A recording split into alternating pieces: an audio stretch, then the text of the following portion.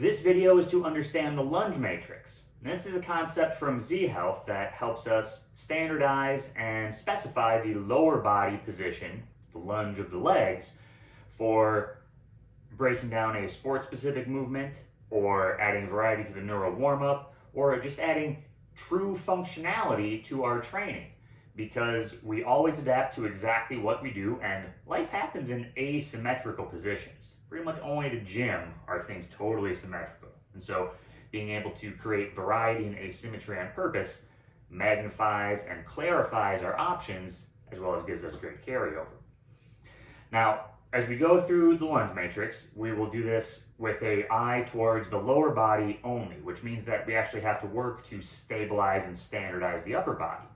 And so, seen from the side, because it won't be obvious from the front, we need to have the pelvis tucked underneath and level the whole time. You can even hold your hands on the rim of your pelvis and feel that it doesn't tilt posteriorly or anteriorly. Similarly, it should not rotate or tilt to the side. And so if you choose to keep your hands on your pelvis like so, the elbows would also remain pointing to either wall. So that's the upper body. Calm and serene, shoulders floating over the pelvis. The lower body will have a lunging leg, this is the one that's stepping away from neutral, and a stance leg. The stance leg will remain totally locked to the ground. That foot will not move. You're trying to keep the entire foot down and the stance leg mostly straight.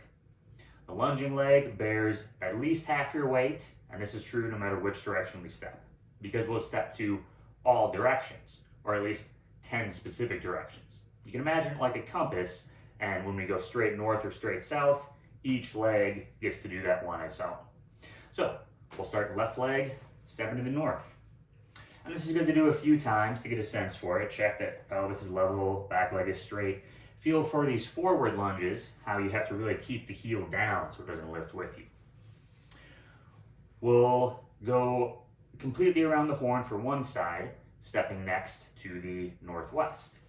And notice that we didn't rotate the body. It's still square forward. It translated slightly to the side, but it didn't rotate or laterally flex, and the pelvis stays tucked.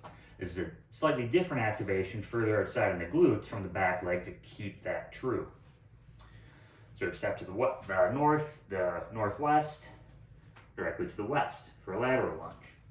Now, seen from the side here, we're not pushing the butt back.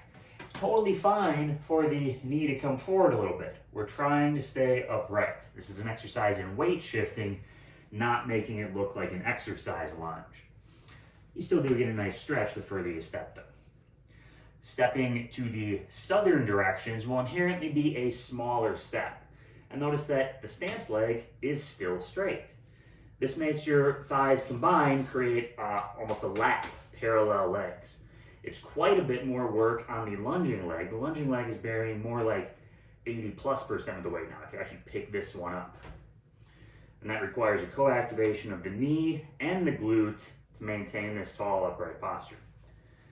Southwest is a little bit easier than straight to the south because of the narrower stance, making balance a greater challenge here. So, checking it out to one side, of course, invites comparison to the other. And similarly, do it a few times to each position, taking your time, especially with any that don't feel right initially. If you find something that feels very different on one side than the other, cool, that's a good opportunity to work. Once you have done your complete exploration though, much like the other assessments, we have an understanding of where we're good, where our opportunities lie, and that informs further training. That's the lunge matrix.